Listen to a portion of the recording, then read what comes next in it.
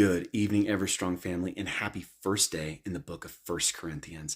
I am so excited to be going through this with you right now.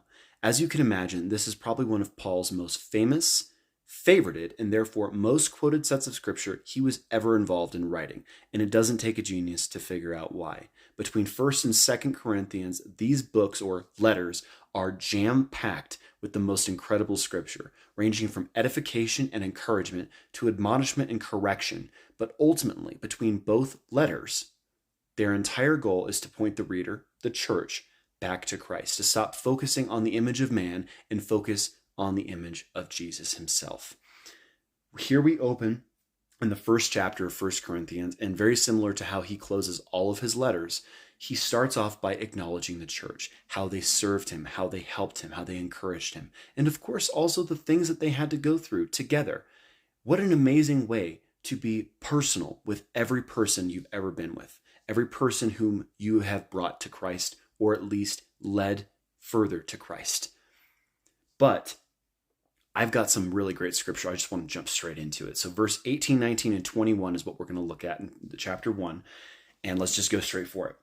The message of the cross is foolish to those who are headed for destruction, but we who are being saved know it is the very power of God. As the scriptures say, I will destroy the wisdom of the wise and discard the intelligence of the intelligent. Verse 21, since God in his wisdom saw to it that the world would never know him through human wisdom, he has used our foolish preaching to save those who believe. Right off the bat, Paul comes in swinging. This is the very first chapter of this book, and it makes a lot of sense why he says what he said.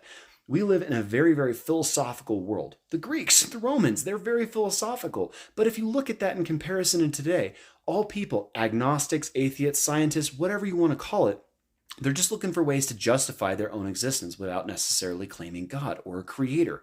Meanwhile, as the world sees it as foolishness, it is those who simply believe with faith in their hearts that are saved. It doesn't take belief by intelligence, it takes belief by knowing that it's there without having evidence. And Paul started this chapter off with that. So ultimately out there, I just want to close this video on this. We are going into a powerhouse of scripture together. And just remember, the entire purpose is belief, to set your sights not on flesh, but on God himself, on Jesus.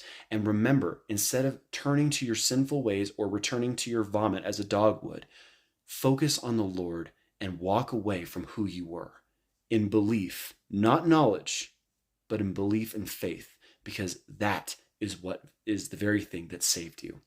I can't wait to go into the next chapter with you tomorrow, but in the meantime, God bless you.